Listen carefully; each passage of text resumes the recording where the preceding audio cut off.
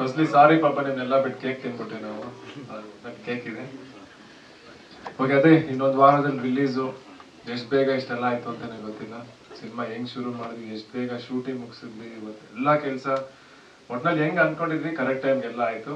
ಒಂಚೂರು ಡಿಲೇ ಆಯ್ತು ಅಷ್ಟೇ. ಬಟ್ ಇವತ್ತು ಸಿನಿಮಾ ರಿಲೀಸ್ ಅಂತೂ ಸಖತ್ ಖುಷಿಯಾಗಿದ್ದೀವಿ. ಅಷ್ಟೇ ಭಯ ಕೂಡ ಇದೆ, ನರ್ವಸ್ನೆಸ್, ಆಂಗ್ಸೈಟಿ, ಎಲ್ಲ ತರ ಮಿಕ್ಸ್ಡ್ ಫೀಲಿಂಗ್ಸು. ಬಟ್ ಇಲ್ಲಿ ತನಕ ಎಲ್ರು ಪ್ರೋತ್ಸಾಹ ಬಂದಿದ್ದೀವಿ. ಸಾಂಗು, ಟೀಸರ್ ಕಂಟೆಂಟು ಎಲ್ಲ ಕಡೆ ರೀಚ್ ಆಗಿದೆ. ನಿಮ್ಮೆಲ್ರಿಗೂ ಥ್ಯಾಂಕ್ಸ್ ಹೇಳೋಕೆ ಇಷ್ಟಪಡ್ತೀನಿ.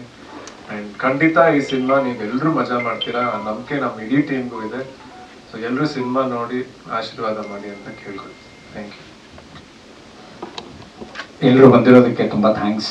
ಆ್ಯಂಡ್ ಇಷ್ಟು ದಿನ ಭಾಳ ಸಪೋರ್ಟಿವ್ ಆಗಿದ್ದೀರಾ ನಮ್ಮೆಲ್ಲ ಕಂಟೆಂಟ್ಗಳಿಗೂ. ಹಾಗೆ ಈಗ 18ನೇ ತಾರೀಕು ರಿಲೀಸ್ ಇದೆ, ನಾಳೆ ಟ್ರೈಲರ್ ಇಟ್ಟಿದ್ದೀವಿ. ಸೊ ಐ ಥಿಂಕ್ ಸೋಷಿಯಲ್ ಮೀಡಿಯಾಯಿಂದನೇ ನಾವು ಜನತೆಗೆ ಹೆಚ್ಚು ರೀಚ್ ಆಗುವಂಥ ಕಾಲ ಇದು. ಸೊ ನಿಮ್ಮೆಲ್ಲರ ಸಪೋರ್ಟು ಹೀಗೆ ಇರಲಿ. ನಿಮ್ಮೇನೇ ಪ್ರಶ್ನೆಗಳಿದ್ರು ಕೇಳಿ, we are all here to answer. ಏನೇ ಉತ್ತರ ಇದ್ರೂ ಮಾತಾಡ್ಬೋದು.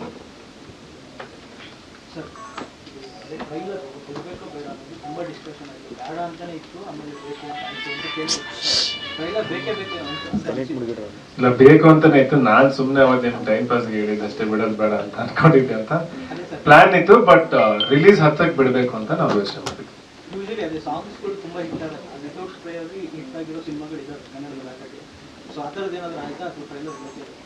ಏನಿಲ್ಲ ಸರ್, ಮೀನ್ಸ್ ಒಬ್ಬೊಬ್ರು ಒಂದೊಂದು ಸ್ಟ್ರಾಟಜಿ ಮೇಂಟೈನ್ ಮಾಡ್ತಾರೆ.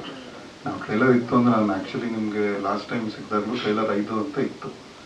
ಬಟ್ ಅವತ್ತು ನಾವು ಮೀಟ್ ಆದಾಗ ಇದನ್ನು ಬ್ಯಾಂಗಲ್ ಬಂಗಾರಿ 3 ಮಿಲಿಯನ್ 4 ಮಿಲಿಯನ್ ಇತ್ತು. ಆಮೇಲೆ ತುಂಬ ರ್ಯಾಪಿಡ್ ಆಗಿ ಇದಾದಾಗ ಸ್ವಲ್ಪ ಅದೇ ನಮಗೆ ಪಬ್ಲಿಸಿಟಿ ಕೊಟ್ಟಾಗ ಟ್ರೈಲರ್ ಇಂಚೂರು ರಿಲೀಸ್ 10ಕ್ಕೆ ಮಾಡೋಣ ಅಂತ ಒಂದು ಪ್ಲಾನ್ ಇದ್ದಿತ್ತು.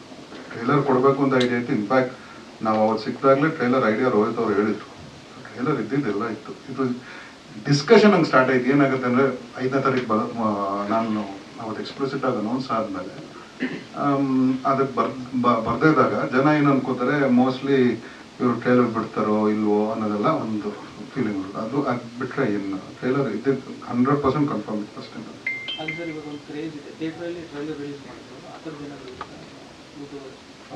ಇಲ್ಲ, ಡಿಜಿಟಲಿ ನಾಳೆ 11th ಬರೀ YouTube and all social media platforms ಇರುತ್ತೆ. 14ನೇ ತಾರೀಕು ನಮಗೆ ಒಂದು ಪ್ರೀ ರಿಲೀಸ್ ಇವೆಂಟ್ ಇರುತ್ತೆ ಸೋಮವಾರ.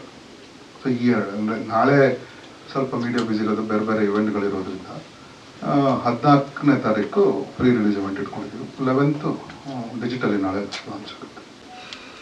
ಒಳ್ಳೆ ಸಿನಿಮಾ ಬಂದರೆ ನೋಡ್ತಾರೆ.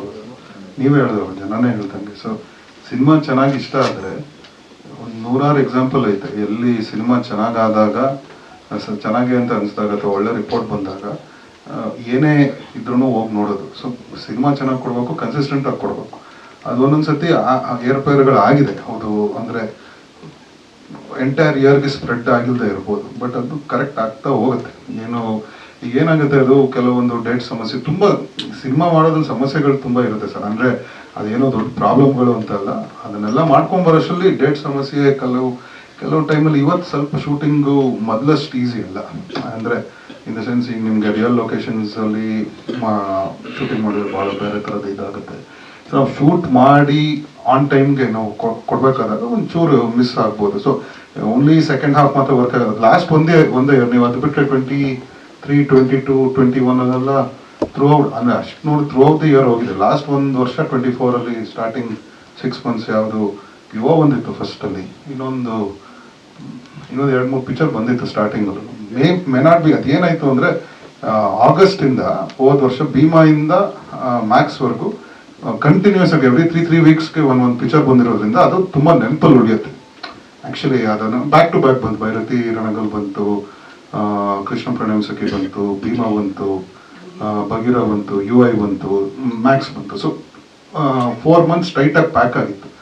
ದಟ್ ಎವ್ರಿ ಕನ್ನಡ ಆಡಿಯನ್ಸ್, ಸಿನಿಮಾದವರಾಗಲಿ ಸಿನಿಮಾ ಆಚೆನವರು ಅದೇ ಥರ ವರ್ಷ ಪೂರ್ತಿ ಹಂಗೆ ಇರಲಿ ಅಂತ ಅನ್ನೋದು ಎಕ್ಸ್ಪೆಕ್ಟ್ ಮಾಡ್ತಾರೆ. ಬಟ್ ಏನೋ ಹೋದ ವರ್ಷ ಆಗಿಲ್ಲ, ಈ ವರ್ಷನೂ ಆಗಿಲ್ಲ. ಬಟ್ ಐ ಥಿಂಕ್ ಹೋಗ್ತಾ ಸಿಗುತ್ತೆ. ಈಗ ನೀವು ನೆಕ್ಸ್ಟ್ ಇಯರ್ ನೋಡಿದ್ರೆ ಟಾಕ್ಸಿಕ್ ಇದೆ, ಮಾರ್ಚ್ಗಾಗಲೇ ಅನೌನ್ಸ್ ಮಾಡಿದ್ದಾರೆ. ಜಾನ್ವರಿಗೆ ಯಾವುದೋ ಒಂದು ಬಂದೇ ಬರುತ್ತೆ. ಹಂಗೆ ಈಗಲೂ ಇಲ್ಲಿಂದ ತುಂಬ ಪಿಕ್ಚರ್ ಇದೆ. ಈಗ ನಾವು ಜುಲೈ 18 ಬಂದರೆ ಆಗಸ್ಟ್ 45 ಇದೆ. KD ಇವಾಗ ಇನ್ನೇನು ಸ್ವಲ್ಪ ಸ್ವಲ್ಪ ಹೊತ್ತಲ್ಲಿ ಅನೌನ್ಸ್ ಮಾಡ್ತಾರೆ. ಕಾಂತಾರ ಅಕ್ಟೋಬರ್ 2 ಆಮೇಲೆ ಡೆವಿಲ್ ಬರುತ್ತೆ. ಮ್ಯಾಕ್ಸ್ 2 ಅಲ್ಲ sorry, Sudeep sir next film December 25 ಅಂತ ಹೇಳಿದ್ದಾರೆ. ಸೊ ಅದೇ ಥರ ಎಲ್ಲರ ಪಿಕ್ಚರು ಇದೆ. ವಿಜಯ್ ಸರ್ದು ಲ್ಯಾಂಡ್ ಲಾರ್ಡ್ ಇದೆ. ಸೊ ಈ ವರ್ಷನೂ ಇದೆ.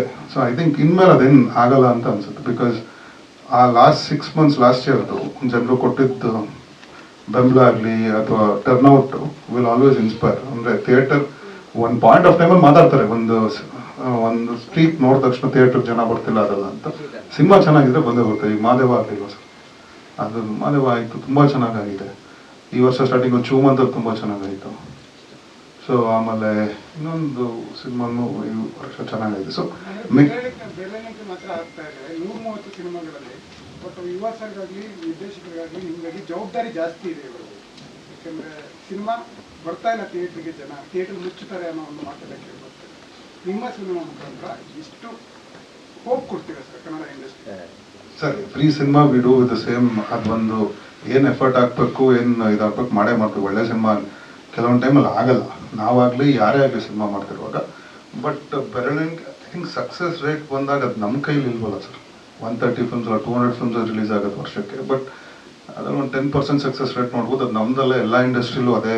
ಇದು ಮೇ ಬಿ ಆಡಿಯನ್ಸ್ ಏನು ಫೈನಲ್ ಡಿಸಿಷನ್ ತಗೋತಾರೆ ಅವರೇ. ನಮ್ಗೆ 100% ರೆಸ್ಪಾನ್ಸಿಬಿಲಿಟಿ ಇದೆ. ಬಿಕಾಸ್ 3 ಜನನೂ ಅಂದರೆ ಪ್ರೊಡಕ್ಷನ್ ಹೌಸ್ 3, ಅದೊಂದು ತುಂಬ ದೊಡ್ಡ ಕೊಲಾಬ್ರೇಷನ್. 3 ಜನಕ್ಕೂ ಸೇರಿದಾಗ ಏನು ಮಾಡ್ತಾರೆ ಅನ್ನೋದು. ಯಾಕಂದರೆ 3 ಪ್ರೊಡಕ್ಷನ್ ಹೌಸ್ಗೂ ಅದರದ್ದೇ ಆದ ಒಂದು ಸಣ್ಣ ಹಿಸ್ಟ್ರಿ ಇದೆ. PRK ದೊಡ್ಡ ಬ್ಯಾನರು, ಜಯಣ್ಣ ಅವರು ತುಂಬ ವರ್ಷದಿಂದ 25 ವರ್ಷದಿಂದ ಇರೋರು. ಈಗ ನಾವು ಲಾಸ್ಟ್ 7-8 ಇಯರ್ಸಿಂದ KRG ಇರೋದು. ಜೊತೆಗೆ ರೋಹಿತ್ ರತ್ನಂ ಪ್ರಪಂಚ ಆದಮೇಲೆ ನೆಕ್ಸ್ಟ್ ಏನು ರತ್ನಂ ಪ್ರಪಂಚ ತುಂಬ ಒಳ್ಳೆ ಇದಾಗಿ ರಿಸೆಪ್ಷನ್ ಆಗಿತ್ತು. ಮತ್ತೆ ಏನು ಮಾಡ್ತಾರೆ ನೆಕ್ಸ್ಟ್, ಉತ್ತರಾಖಂಡ ಸ್ಟಾರ್ಟ್ ಆಗಿತ್ತು, ಪಾಸ್ ಆಯಿತು. ಸೊ ಏನಾಗುತ್ತೆ next immediately same first picture, second picture always matters for someone. ಏನಂತಾರೆ, okay I use that word for trending, privileged.